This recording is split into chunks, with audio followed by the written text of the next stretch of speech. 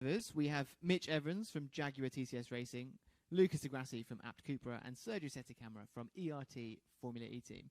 Welcome back to Sao Paulo, or potentially not for you guys as Brazilians, but Formula E's second visit here, of course. Feeling good to be back after the slightly longer break? Starting with you, Lucas. You can hear me, right? First, good afternoon, everyone. It's always good to be... It had to be Mark. It's always good to be back in Sao Paulo. Second time here, my home city, home E-Prix. And after a long break, it feels like we're starting again the season. But yes, feel good to be back racing. It was a too long break for me. Sergio? Yeah, I would say the same. I wish we didn't have such a long break. I think, India being cancelled was what caused that. But it does feel like it would be strange to get back in the car, and once, especially for the race, once the lights go out and you get that same season you get early in the season. So, just will be all about getting the rhythm, getting to understand the car as quickly as possible. We don't have shakedown here, so straight into FP1, so similar to Riyadh. And specifically about being racing in Sao Paulo, I'm extremely happy. It's not my home city as it is for Lucas, but it's pretty close, maybe 1 hour flight from here, and I get some family and friends around, so it's quite special. Mitch? It's been a long break, so good to get back into it. Love being back in Brazil. It's always quite a good, passionate atmosphere here. I'm jealous of these guys having a home race. Hopefully one day we can get one in New Zealand, but great to be back. Just sticking with you, Mitch, for the first few questions. Jaguar manufacturer, powertrain supplier, the best result came here last season, a complete lockout of the podium of Jaguar-powered cars. Your first victory of the season as well, last season. How possible is it to replicate that success, do you think, this weekend? Look, anything can happen, but I think, highly unlikely just because of the nature of the race we'll be facing this weekend. It's going to be very different to the first three. So, look, it could happen, but it could be a really, a big mix-up as well compared to what we've seen in the first few races. So we were competitive here last year. There's no guarantees for this year, and it's been a long break. So maybe teams have made a little bit of improvement since Saudi. Obviously coming back here after a win on feels it's good, getting a good vibe, but race anything really happens. So, but a lot like Shield, Can you touch a bit more the characteristics of the circuit and how it might enter the racing tomorrow? Yeah, I'm quite nicely here, open for good racing because of the long straights, big braking zones, and there's quite a few of them. So just naturally that normally forms quite a good racing track. And then obviously with the usable energy that we have actually less compared to last year.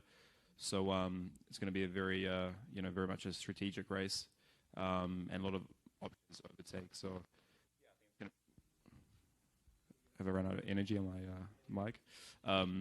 But yeah, I think it's going to be a really interesting race. Looking forward to seeing how it plays out. But the track normally offers good racing. So hopefully it's a good show for everyone watching. It certainly did last season.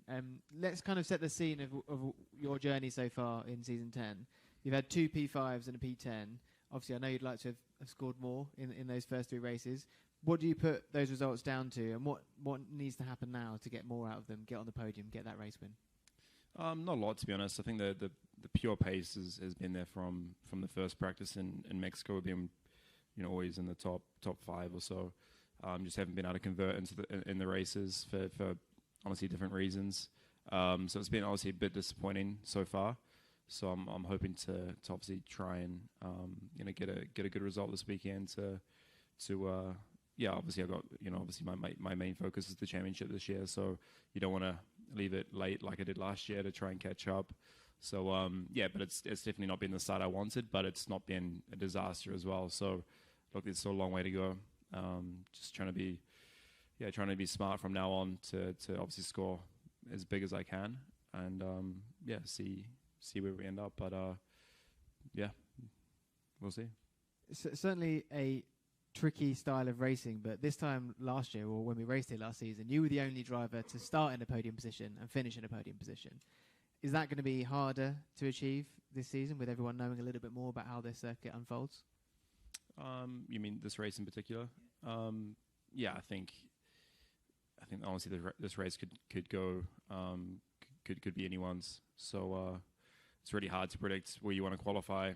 Should it be at the front or mid pack or whatever. So yeah, we'll see. But I think it's going to be quite an interesting race from a strategy point of view. Moving on to you, Lucas, before we come to you, Sergio. Racing, as you said, not just in your home country, but in the city that you grew up in. Lots of history here for you. There must be a real sense of pride that comes with that as well. Yes, it does. I've raced here in pretty much all the categories that I raced in my life, from Formula One to the World Endurance Championship, stock cars, and now Formula E after so many years. And being here in Sao Paulo is, I grew up here. I see I've been 20 years from home. Every time I'm back, it's a feel to me, Sao Paulo. So having friends, family, public, bands, is a extra good vibe. And I hope Formula E stays in Sao Paulo for many, many more years to come. Now, just to touch upon last season, after contact with the wall and quali, you had to make up a lot of places in the race, and you did. I think it was nine places, P22 to 13. It seems as if with the energy deduction this time around and the slipstream here, something similar might be, or even better, might be possible, if it comes to it. Yeah, I have to correct you. Actually, the wall made contact with me on that qualifying lap. Nevertheless, we know that we have a car which is not at the level that it needs to be to consistently fight for podiums and victories. But as Mitch said, there are many races this year that the slipstream and the way the race unfolds could be good. Portland, which is probably the highest in this extreme of this slipstream effect, is probably the highest. Was my best race last year. Managed to finish 7th, fighting with everyone. So I hope I can repeat that strategy here. Be able to save when needs to save, be aggressive when needs to be aggressive, and be able to compensate the let's say the powertrain difference with a better strategy, a better way to use the energy. It would be good to get an insight from you about that, what you just said, in terms of the energy disadvantage with certain powertrains versus what's gained in the slipstream. Yeah. So everybody understands what we're talking about, a little bit more in a nutshell how the race unfolds. So the slipstream, so we have in qualifying, doesn't matter how much energy you use. You can use any energy. And then in qualifying, you have a fixed amount of energy you can use. The energy has been reduced from last year here in Sao Paulo to this year by 1.5 kilowatt hour. That means that if you are following another car in the race, you can gain up to a second in lap time. And 1 second, we know that in Formula E, is more than the difference between the best car and the worst car. So by following, imagine you have the best car, the fastest driver with the fastest car in front, and the worst driver with the worst car in the back. The driver in the back will be able to follow the guy in front and probably have more energy at the end of the race. So this is the effect of the slipstream here. Of course, on average, with all the dynamics, this is a different story. But this is how powerful the slipstream is. And in this category, we joke between ourselves, it's almost like in the Tour de France, that you need the pack and you need to position yourself in the right moment. So you attack and you have enough energy, in Tour de France case in your legs, but you have enough energy so you are in the right time. But if you are too late, you can have more energy, and then you're not able to overtake. So it's a very interesting and very complicated way to do that. But it's possible. So with many races here, like with this way, Sao Paulo is the highest, have very long straights and tight corners. And we can definitely make use of this and hopefully get our best result of the year here. Thank you very much for the explanation. That's great insight.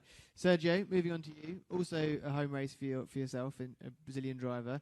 How are you feeling about it? Does that, just that alone, does that bring extra pressure or motivation?